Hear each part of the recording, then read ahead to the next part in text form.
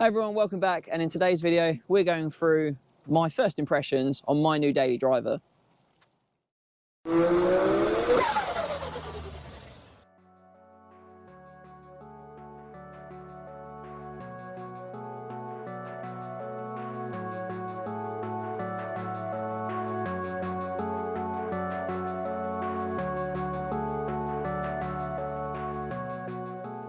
So yes, my new daily driver. I'm comparing this a bit to my previous car, the Subaru Impreza, as you'll know and love, and kind of going through some of the differences and the similarities between it. Now, they are very different. They are built for very different things, and I'm really enjoying, as you can see in the surrounding that we are, the Subaru so far. Muddy puddles are great. So the Subaru Impreza was a new, modern, very techie feeling car. Very digitalized, whereas this is a lot more analog, and I really do enjoy the analog feel. You know, obviously from the Mark 1 MX-5, most analog car that you can buy nowadays for a reasonable price, according to me. But yeah, the Subaru is very analog feeling, and I'm slowly bringing some sort of digital features into it. Like I've changed the dash and changed the in-car tech already, but we're getting there with how I really want it to build into. But the car itself is fantastic. Some people will say it's underpowered, because it is, but it's four-wheel drive. It's comfortable to drive in. It's the automatic version as well. Some people like that, some people won't. But it's really, really smart in terms of what it does, what it says on the tin you get. And that's what I really, really enjoy about it.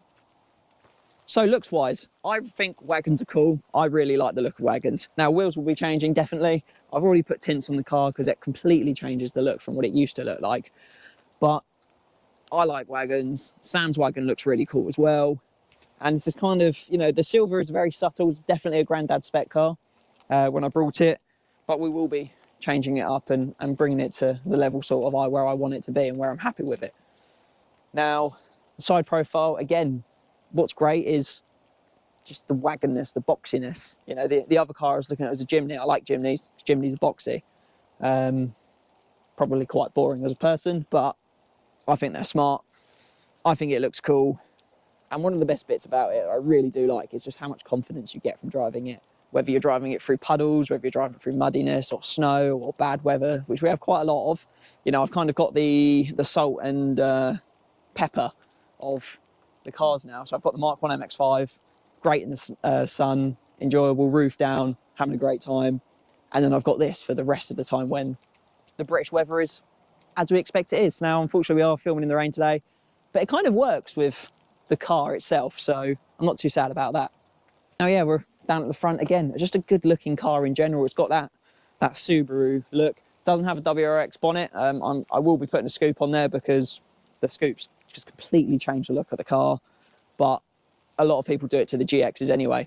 Engine wise, it's still a 2-litre EJ20, just doesn't have the little TD04 putting some forced induction into it, but it produces about 120 brake and returns about 26 miles to the gallon. Now, compared to the Ibiza, which I was getting 50-60, it's a big shock to the system.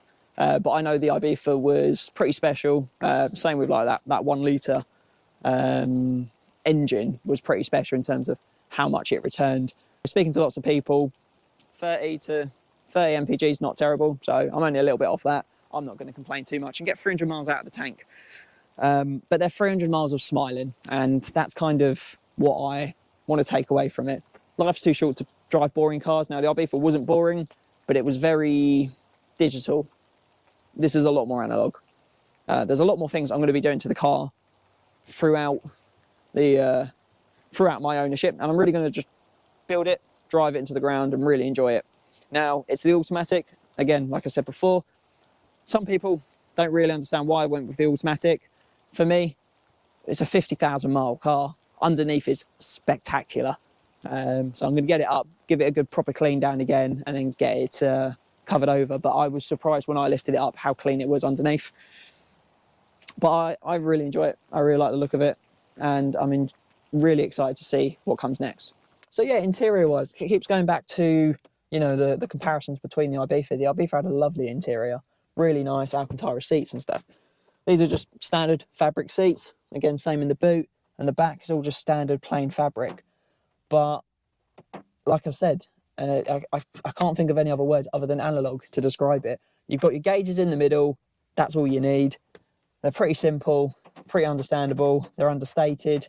It's what you need. You've got your steering wheel. Again, I will probably change for one of the Momo steering wheels. Again, it's a plug and play. Take the airbag out, pop the bolt off, and then reassemble. All things I can change and all things I can do easily myself. And that's one of the really nice things of owning an older car. You know, this car is only, what, 7 years old, 8 years older than I am. Which is really quite cool because the MX-5 is 7 or 8 years younger than I am. So I'm the median of both my cars. George is sitting there thinking how young he is. Yeah. Very young. Very young. Everything in the car as well is very simple to do and play with and deal with. You know, done oil change and spark plugs, really nice and easy. Obviously, being on the side of the engine, I thought they were going to be difficult, but it is 2 bolts to take the washer fluid box out, and then the air box as well has got to come out. But it's really simple to do, and maintaining it, I think that's the thing with Subarus. Now, the reason I didn't go for a turbo one is I needed reliability, and I know there'll be some people there screaming it, going, but you know, turbo Subarus are reliable if you look after them in this. But buying a Subaru for a turbo Subaru for a relatively tight budget, which is what I set myself, would have been very difficult to get one knowing that it was going to be okay.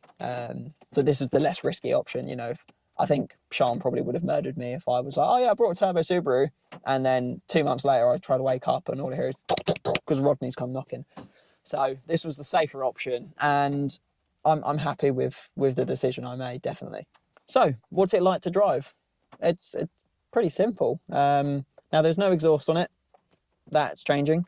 So you hear a little bit of rum from the engine, but obviously being a flat 4, it's so smooth. You've got no vibrations.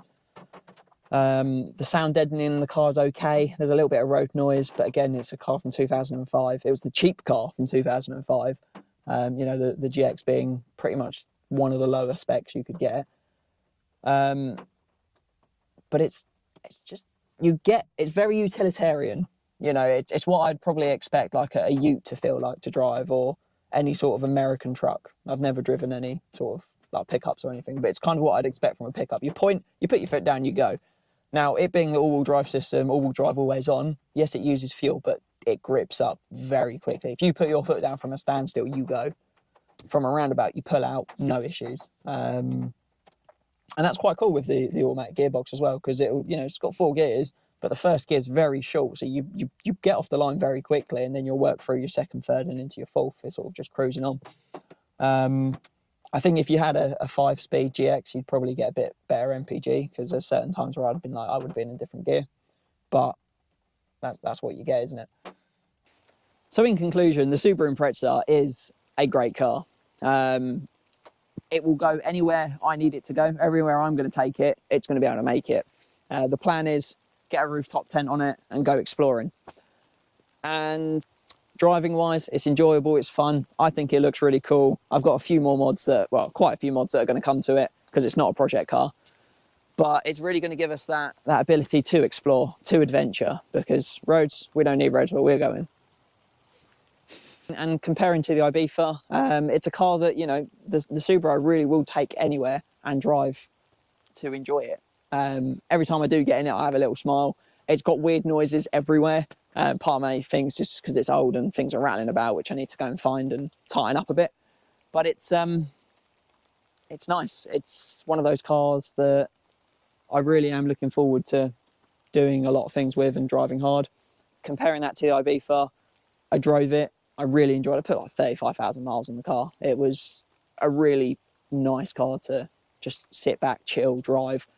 We've now got what I'm going to say is quite close to a fantastic garage of the MX-5 for the summer, the Subaru for the winter, and the Polo that just exists and does what it needs to do. You know, the Ibiza is very similar to the Polo in what it is, but obviously I don't own it, even though we've got lots of mods for it now. So there'll be an update for that coming. But more back to this. It's one of those cars that you look back at, you smile, and I'm really looking forward to just enjoying it. So if you want to find out and see what adventures and stuff we go on and the mods that happen to this car and watching it develop, then make sure you subscribe so you can see more. Thank you very much for watching, and until next time, see you soon.